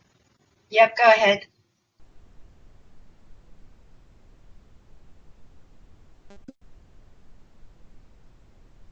You're asking this question of Steve Clothier, yeah? Hello? Sorry, Chairman, I'd muted my mic. Sorry. Yes, the question is to Mr. Clothier. Could he show slide 57, please? Yes, certainly. Bear with me. That's this one, is it? No. Yeah. Oh. 57. Well, I'm looking at a previous, so it can't be that one. It's the one that shows the proposed flat roof alongside the existing. No. Street scene, probably. Yeah. Yes. Yeah. There we go. Is that the one? That's the one. Sorry, on the previous set of slides we were sent, which I was run alongside, it was 57, but no matter. Thank you. That was what I wanted to see, the effect of the change to the now being a flat roof against the existing, which personally I think is even worse. But thank you, Mr. Clothier, for that. Thank you. Can I come back to Matt Wisdom, please, then?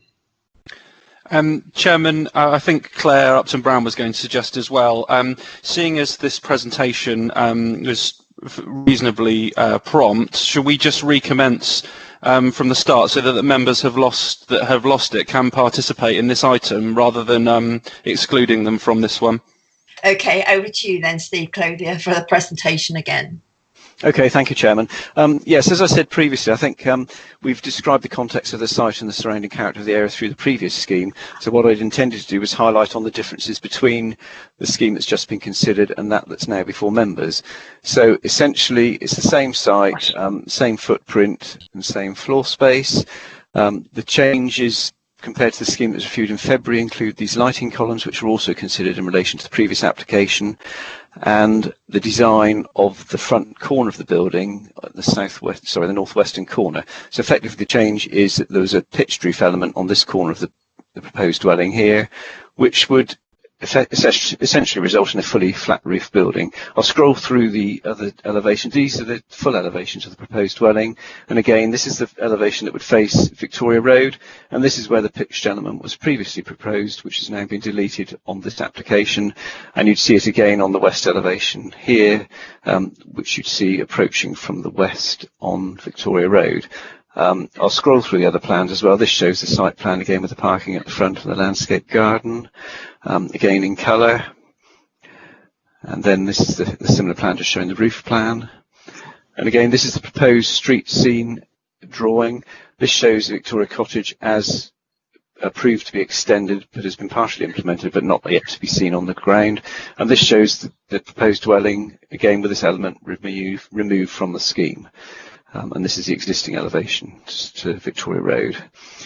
This is the plan that shows the size of the plot in relationship to neighbouring properties and the context of the area. So this is the existing Victoria Cottage site, and this is showing the proposed plot subdivided from Victoria Cottage.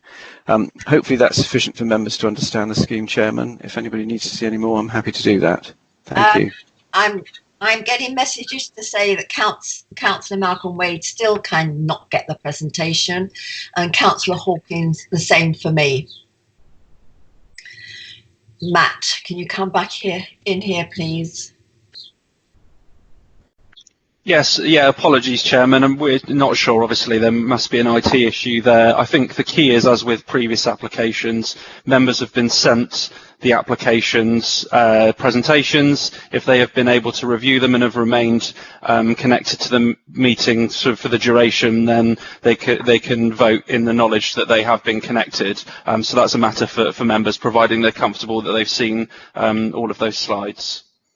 Thank you very much. Do we need to go any further into debate? I think we've said everything there needs to be said about this application. Madam Chairman, I can't get through an RTS, but I'd like to make a proposal. Sorry, Councillor Glass, I didn't quite catch that. Yeah, I can't get through on my RTS, but I would like to make a proposal. Okay. If we're now in debate, that having gone from a fairly reasonable looking building on the wrong plot, it now looks like a pile of old packing containers. I think we should refuse it on the same grounds, plus it is far more ugly now than it was before. Thank you. Can I have a seconder, please? Is somebody going to second this proposal? Yes, I'll second it. We'll all second it. We'll all second it. Oh, okay. I'll go for Councillor Benison then. Chairman, do we need to go back to the speakers, or are we going to take them as read on the previous one? Well, we didn't actually have any speakers. They were read out. Their representation was read out to us. Okay. Okay. I apologise, Councillor Alan Glass. You did come up on my RTS. I did miss you, but we're there now. Right, we're going for the vote. Excuse me, Chairman. The speakers in relation to the previous item apply in relation to this item also. However, for the benefit of members who dropped out when they were previously being read out, with your agreement, I will read them again. Okay, that's fine. Okay. So the first one is from the applicant, Mr. and Mrs. Dench.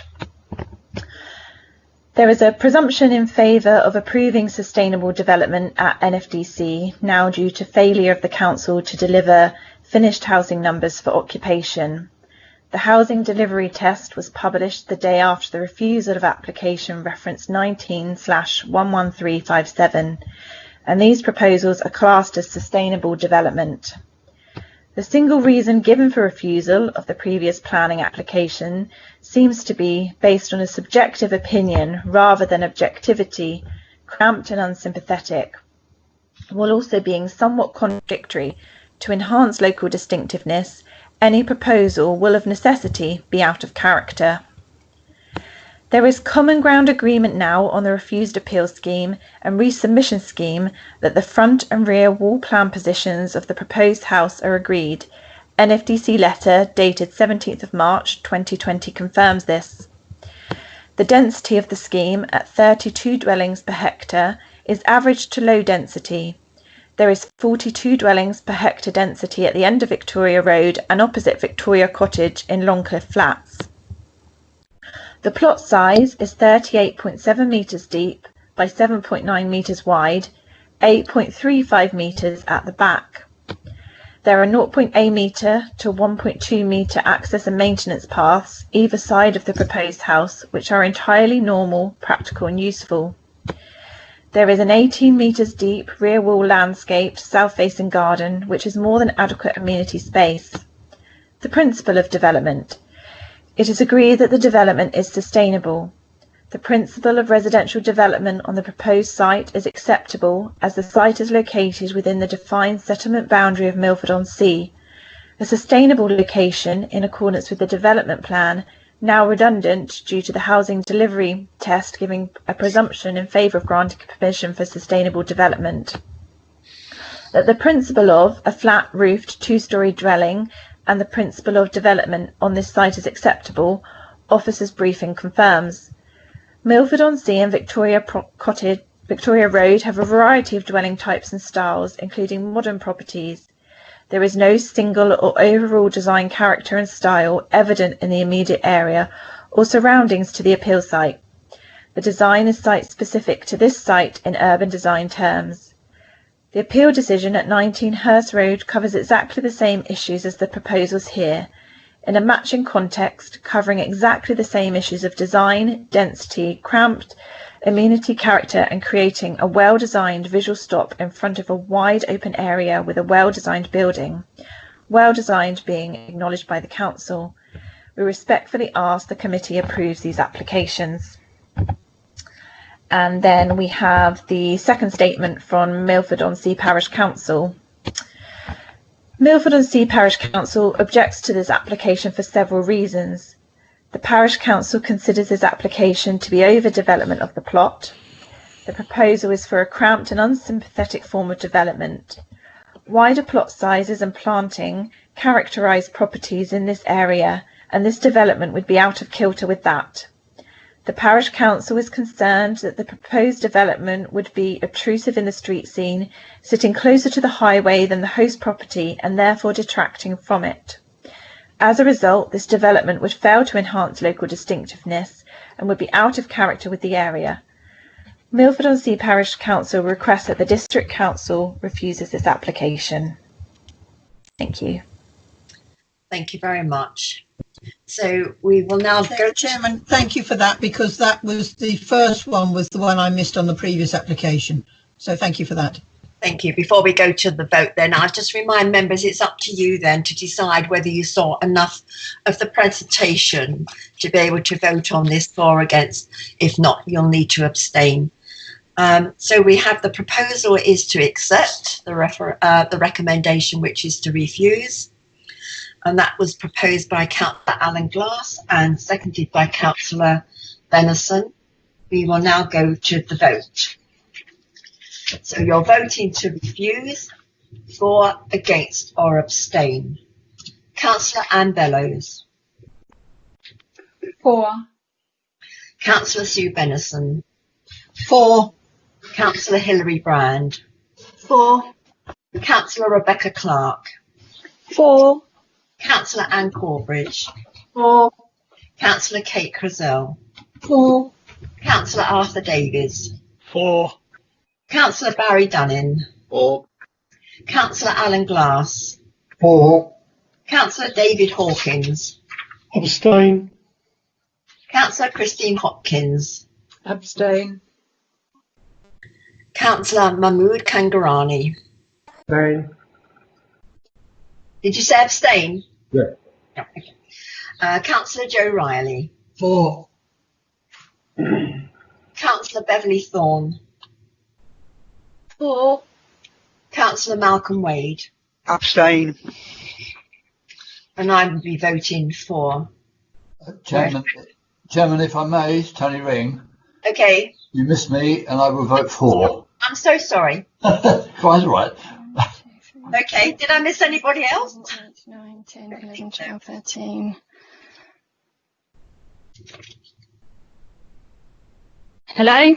Yeah. I could confirm that the vote's been carried. I've had 13 votes for and 4 abstentions. Thank you, members. So that has been refused. Right.